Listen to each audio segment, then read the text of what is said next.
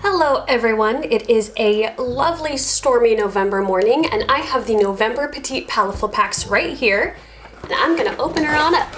Ooh, what a pretty blue.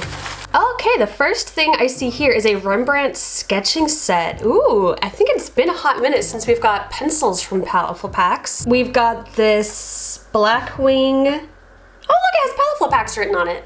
That's neat. I'm not sure completely what this is, but I'm gonna take an educated guess and guess that it's like a smudger for pencils. We've got a little pencil sharpener here too. Ooh, a kneaded eraser. I'm actually super jazzed because my kneaded eraser fell on the floor and got like stuck behind my desk and it's all nasty now. So yeah, I have a new one that's not gross. Ooh, we've got multiple surfaces this time. We have got these crescent illustration boards, and then we've also got some Stonehenge Kraft paper. Oh gosh, look at that color. Ooh. So here we have it. We have a sketching box this time. We have our Lyra, I hope that is the correct pronunciation, our Lyra sketching set. There's a couple different kind of pencils in here, which is super exciting. I'm gonna open her on up. Wow, I just massacred this box. Oopsie daisies. It's actually, ooh, whoa. Oh, this is nice. It's like a really pretty like metal tin. And we've got our pencils in here. Wow, these are pretty chunky boys. Let me take a closer look. So we've actually got quite a few different kind of pencils in here. We have both carbon and charcoal pencils. Our little info card here says that the carbon pencil is the perfect combination of charcoal and graphite, very soft and easy to use. We've also got a charcoal pencil that will make free-flowing leads that leave a clear line. We've also got over here a sanguine grease pencil, which is ideal for portraits, life drawing, and landscapes. I don't think I've ever used a grease pencil before. Interesting. We've got a dry sepia light pencil here too. And lastly, we have a white pastel pencil as well. So this will be nice for like highlights and adding details and stuff like that. It's going to be interesting to see how all of these react together. So, ooh, I'm getting excited.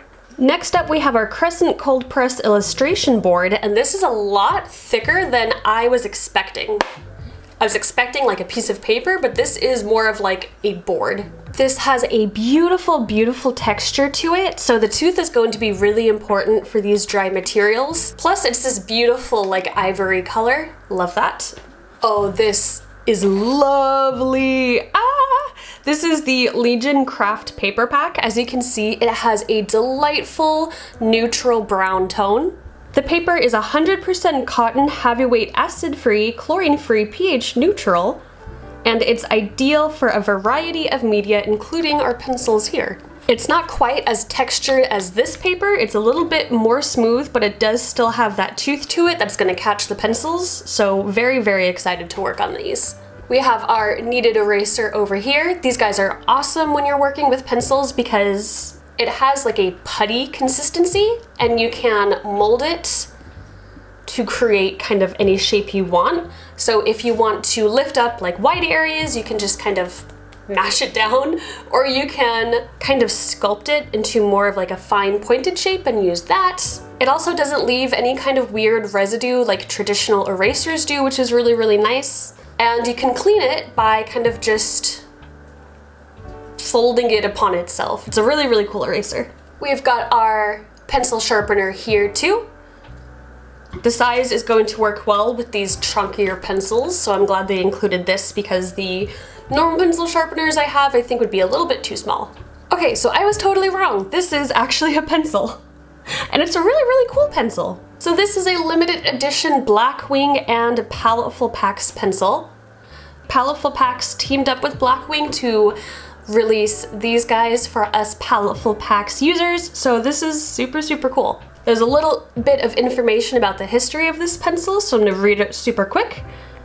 Legendary Grammy, Emmy, Pulitzer, and Academy Award winners have created with the Blackwing pencil. The list of known users includes John Steinbeck, Looney Tunes creator Chuck Jones, and Disney animator Seamus Culhane, who, according to animation historians, asked to be buried with his Blackwing pencil. That is pretty high remarks for a pencil, oh my goodness. The history of this pencil is actually really fascinating. It was created in the 1930s and then discontinued in the 90s and kind of got like a cult following of people who loved it. These pencils would sell on eBay for like 40 bucks even. Then the company came back, started making pencils again, and now it's created this kind of like movement.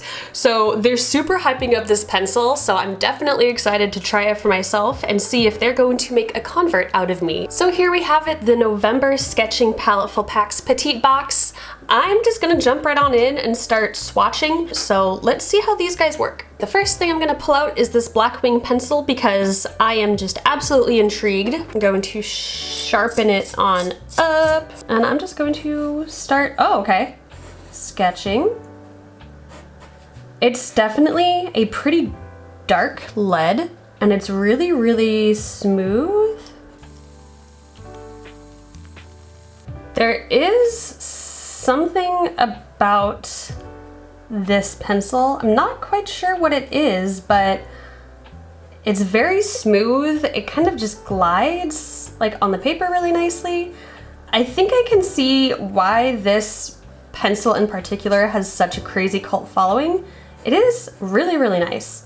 There's like a nice kind of confidence that the pencil gives you. Is that weird to say, that a pencil is making me feel confident?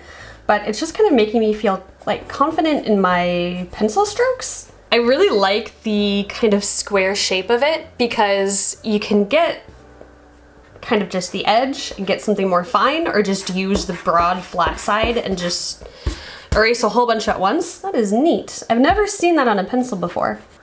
Anyway, I'm gonna try the rest of our pencils too now. This is our Carbon Extra Dark, and that is beautiful. As you can see, it is such a different look. It's so much darker and smoother, almost like a chalk rather than like a pencil. So we've got regular and extra dark. It's a little hard to pick up on camera, but they do look very, very different. This one's more of a gray, and this one is like straight black. Here we have our charcoal pencil, which feels a lot similar to this one, more of a traditional kind of drawing pencil. This is our Sanguine oil pencil. Oh, wow. That is a really beautiful kind of smooth. It feels really similar to like a chalk pastel, but less messy, if that makes sense. And I think the color looks absolutely gorgeous on this toned paper too. Here we've got our Sepia Light Dry pencil. This feels more similar to like a colored pencil to me. It's again a delightful darker color. I'm gonna try to see if these like blend. Ooh, and they do. That looks nice. That is a really pretty effect. And if I just take my finger and kind of smudge it out a little bit, and then I could even take the carbon and darken it up even more. Oh, this is gonna be so much fun. Wow. Lastly, of course, we have our white pencil, which again, I mean, look at that. That is so pretty. It just adds such a huge pop to this brown paper. It probably won't be as extreme on this paper, obviously, but on this Kraft paper, it just is magical. All right, I'm gonna play around with this, do some sketching, and see what kind of illustration I want to work on. Once I have that figured out, I will come back and we will start working on our finished piece. So I decided to do a self-portrait for my final piece. There's something about pencils that just makes me want to do portraiture, so that is what I decided to go with. I am working off a photo reference of my own face. I find it just so much easier to do portrait work when I'm using a reference. It takes a lot of the guesswork out, so you can focus on really trying to get the likeness down and placing the correct like values and shadows. So what I did was I started sketching my face with that Blackwing pencil, and it was really, really nice to work with. It was really smooth and just delightful, and I had no idea that I needed a square eraser in my life until right now. I kept a really light hand because I didn't want a lot of those like guidelines to show up in the final piece. And I'm usually not one to have a favorite drawing pencil. I usually just kind of reach for whatever's closest by me, but I do have a feeling I'm going to be reaching for this one specifically. From there, I went in with the other pencils I had at my disposal and started laying in values. I'll be honest, I was kind of going off the cuff with this. I wasn't really sure how I was going to use these and layer them. So a lot of the things I learned just by kind of doing it and experimenting, but I do have a few pointers that I learned along the way that might be helpful. I kind of found that there is a specific order that these pencils work best in terms of layering. This order was actually working from dark to light. I know when I first started pencils, I would always go light to dark, and over using them more and more, I found that the opposite actually works better for me. What I will do is I will kind of map out the points that I know I want to be darkest, the darkest shadows. I will lay those in with that dark carbon pencil, and then I will slowly kind of blend it out with the lighter pencils. So I would go in with that dark pencil, and then I would add the darker brown kind of on top of it. Those would blend together, and then if I wanted to spread it out even more and go into a lighter tone, I would go over with that lighter kind of red oil pencil and just kind of brush that on top. This makes the pencils blend together much smoother, and it's also better for knowing exactly where you want to place those shadows. I find that if I start lighter, what I end up doing is the whole piece looks kind of flat because I'm not pushing those values as much as I could be, because I'm kind of laying like a light base kind of over the whole thing and then adding just like a little bit of dark here and there. But what I think works better is going in dark with that dark pencil where I want the dark shadows and just laying it down and then kind of spreading that outward, and then adding highlights where I need to, adding even darker points where I need to, and kind of going back and forth until the whole thing looks highly contrasted and balanced in how I want it.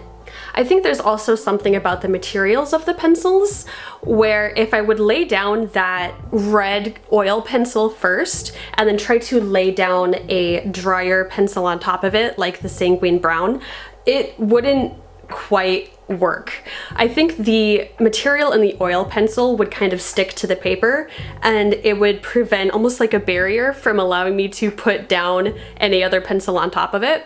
So I made sure to use that red pencil kind of last.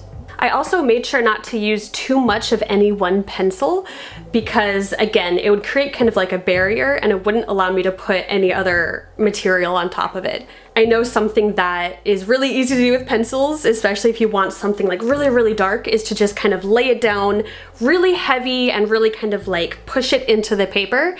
But I do want to advise against doing that, at least while you're in the beginning stages. For the beginning, it's nice to do everything really nice and soft and light until you kind of get a feel for where you know you want the shadows and highlights to be, because after you have those kind of mid-tones in, you can then go on top of it easier with like the darkest blacks or that really bright white, and you're not going to have that buildup of kind of pencil there already. Something else I did that was very helpful was I took just a regular old Q-tip, and where I wanted some really nice blended areas, I would just rub the Q-tip over the paper. This really helped blend the pencils together and blend it into that beautiful brown tone of the paper, and it just created some really nice, soft, subtle shading. You could also use your finger for this, but your finger does have oils that are going to interact with the materials, so I do recommend either a Q-tip or even a blending stump. You can use your finger too. Another tip I have is there would be some points where I would be finished with a part of the piece. So for example, I finished the face first, but then I wanted to go in and of course color in the hair. And if I did that, my hand would brush over the face and would smudge it. Like I said, the oils of your hand are going to interact with that, so it could make your piece messy really quick, and that's definitely not ideal, especially if you have like a place done. Like I didn't want to smudge the face after I finished it, so what I did is I took a spare piece of paper and I just placed that under my hand, and that created a barrier so I wouldn't get that smudging. This is pretty essential, especially if you're working on a bigger piece or a piece where you're kind of like working at one part at a time. So please keep that in mind when you're working with these. All in all, this piece was such fun. I absolutely loved using these pencils. There are some pencils where I feel like I'm kind of fighting with them to get like the payoff that I want, but these were the opposite. They just were so smooth on the paper and they blended so beautifully, and I really, really loved them. I especially loved working on them with this specific brown Kraft paper.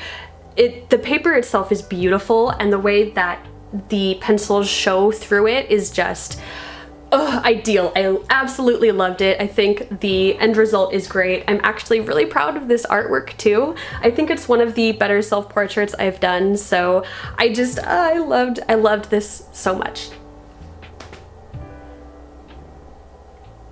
I also feel like I learned a lot about portraiture working on this piece with these pencils too, so I'm excited to kind of do a few more and maybe, you know, dig into more portrait work, and definitely using these pencils in more way other than portraiture work too.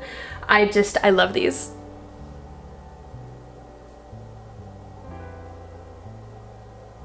Another really fun thing was pushing the contrast of this piece. Something that I had a lot of fun with was after the piece was done, I went in with that black, like very, very black carbon pencil, and I just pushed the values a little bit. So for example, I wanted the eyes to be kind of like a focal point, so I went in and darkened the eyes in some places with that black, and I would also go in with the white and make other places pop, and adding that contrast just added so much more drama to the whole piece, and it was so nice. I think the result of that was really, really awesome. So there are a few other places where I'd push the values just a little bit more, and I think the effect is just so striking and just so, loved it. Especially with that white pencil against the brown paper is awesome. It's just so like bam in your face, and just, love it.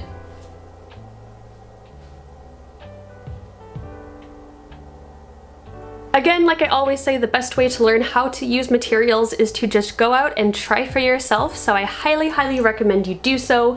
Play around with them, play around with layering them. You may find a different way works better for you. The only way you're going to find out is just by getting your hands dirty, pun intended, and trying them out for yourself.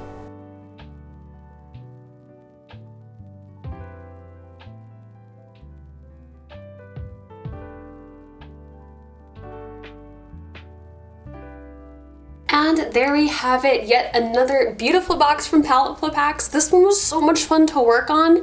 It's been a hot minute since I really just played around with some pencils, and I just want to do more portraits, honestly. Like, I want to use up the rest of this brown Kraft paper. I want to work more with this white paper, but I absolutely love them. And this was just super fun. So thank you for watching this video and for hanging out with me today. If you haven't already, please check out the link in the description below so you can check out Paletteful Packs for yourself, and maybe even join us and become part of the Paletteful Packs family. If you are already part of the family, please make sure to share your work with us on social media. This box was so fun, and I cannot wait to see what kinds of stuff you guys do. Pencils are so versatile, so I'm excited to see portraits and landscapes and character drawings and everything in between. So please, please share your work with us by posting it and tagging us, and also tagging #PaletteFulPacks and #PaletteFulPrompts. That's going to be it for me today, guys. So again, thank you so much, and I will see you in the next video.